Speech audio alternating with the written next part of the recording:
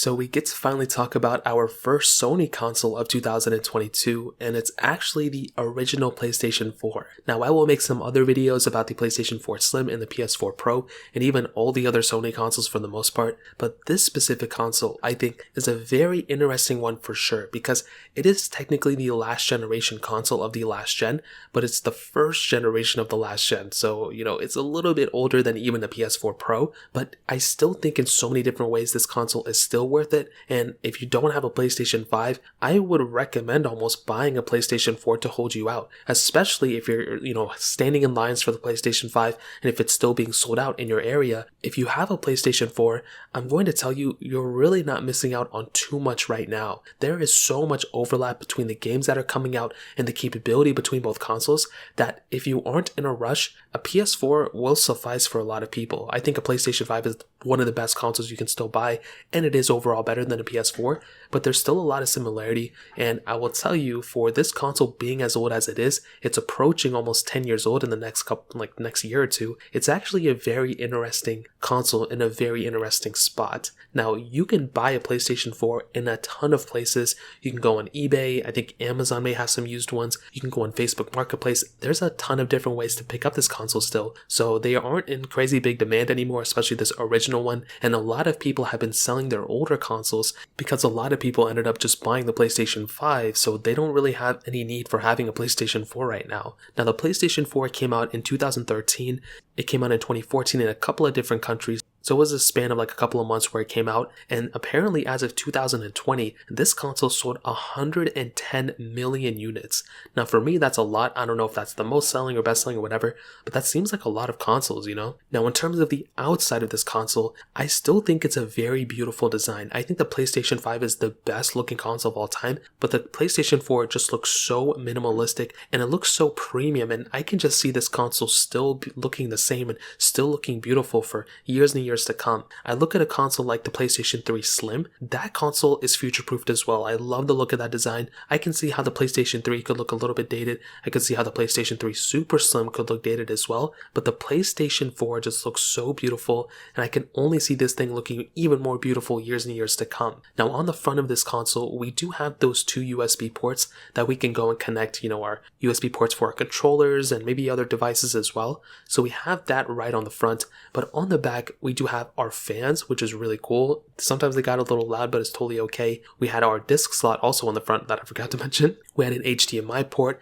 we had the Ethernet port, we had the aux port, and we also had the AC adapter on the back as well. Now, when you hold this console, you're only going to hold it one time to set it up, but this thing still has a good heft to it. It still feels pretty premium, and I have very few things to complain about in terms of the body. Now, on my second channel, I do talk a lot about troubleshooting and how to fix this and that on your PlayStation 4, and it does seem like a lot of people were complaining about the fan noise on the original PlayStation 4. Sometimes these things can overheat, and you may have to go, especially if it's an older PlayStation 4, it's not like when you bought 3 years ago, it's one that came out originally in 2013. You may have to clean out the fans every once in a while, but I wouldn't really complain about that too much. You just have to get a can of air and then pretty much move on from there, so it's really not that big of a deal. But another big thing to keep in mind about the PlayStation 4 is the controller, and this is still a very good controller in my opinion. Just like 2 years ago, I was using this controller all the time, this and the Xbox One controller, for a bunch of emulators on my Mac, so I'm glad that I use those controllers because they're so good. And I think the PlayStation 4 controller is still very good as well. It feels really good in the hand. I love the PlayStation 5 controller. I think they made it look so much more different, which I love, but I think the PlayStation 4 controller still looks very good as well. And like I mentioned, I don't really have too many things to complain about besides the controller using micro USB. The newer controllers use USB-C, which is really important. The old ones, the PS4 ones, does have micro USB, which I'm not a huge fan of, but again, it was at that time, so it's totally okay. Now, a big thing to keep in mind with the PlayStation 4, beyond just the power and all that stuff, is actually the game selection that you have. And the biggest thing to keep in mind with the PlayStation 4 as of right now is that games are still kind of being developed in some ways. Most of them are being developed for the next generation, the PlayStation 5 and the Xbox Series. But I will tell you, the PlayStation 4, one of the best advantages of it is, one, it's easily able to be bought, but two, the games are already, made for this thing. You can buy a PlayStation 4 and you are getting a ton of games that you can choose from this thing. So there are years and years and years of games that are being developed for this, and I have a feeling, like I mentioned before, for the next couple of years, maybe even the next 2 years, a lot of games that are going to be coming out for the PlayStation 5 are also going to be supported for these specific consoles as well, including the PS4 Pro and all the way down to the original PS4.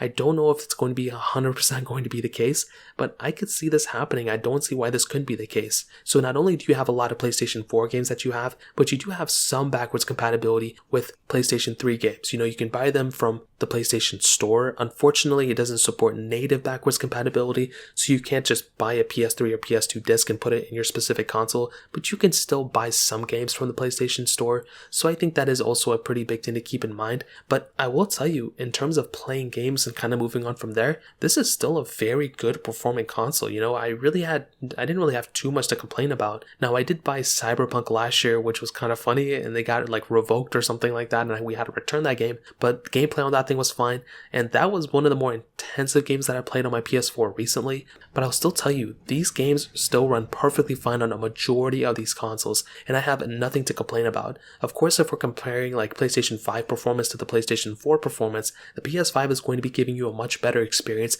The fans aren't going to ramp up as loud, but I still think even something like a PS4 Pro can also give you a very similar experience. With this first generation PlayStation 4, there were some issues here and there. They didn't have the best, cooling system or whatever, but throughout time, they've gotten better and better. And I think one of the biggest complaints about this thing is probably the size. A lot of people thought this console was way too big for what it was, but a couple years later, Sony made the PlayStation 4 Slim, and it was pretty much the same performance as the PlayStation 4, but it was in a smaller package. So I think that was a really good move by, Sony, and I think even now the PS4 Slim is also one of my favorite looking consoles. But this specific console still has a lot of capability. I think this thing is a good middle ground. If you don't have a PS5 and you can't seem to get a PS5, but you have a PlayStation 4, take it from me, I have a PS5. I really don't think it's, a big thing you have to go and jump to right now, unless there are games that have came out for the PlayStation 5 and they're only for the PlayStation 5 console. Then I would be like, okay, go for it,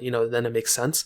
But if you're not in a rush, and if for some reason, you have a PlayStation 4 or you're looking at a PlayStation 4 to buy as well, take it from me. I think this is still a very good console, and a majority of games that are still coming out are going to be supported for both consoles. The best thing about the PlayStation 4 though is that you have a huge selection of games that you can buy, and there are so many used games for this console that you can just buy and move on with your life. And that is one of the most important things about this specific console. You can go buy it, and you can also buy a huge selection of used games for a much cheaper price than even used PlayStation 5 games, if there's anybody even selling those yet. Because so many people have bought the PlayStation 4 throughout the last several years, and because so many people probably want to move on with their life and buy PlayStation 5, they don't really need to play their PlayStation 4 games, and if they're not collectors, they're probably going to sell them. You can go on eBay and see how many used PS4 games there are, and there are a ton of them. So I will tell you without a doubt, I still love the PlayStation 4 this year. I think it's still a pretty decent pickup. I would probably recommend buying a PS4 Slim or PS4 Pro if you have the opportunity to, but if you still own a PlayStation 4,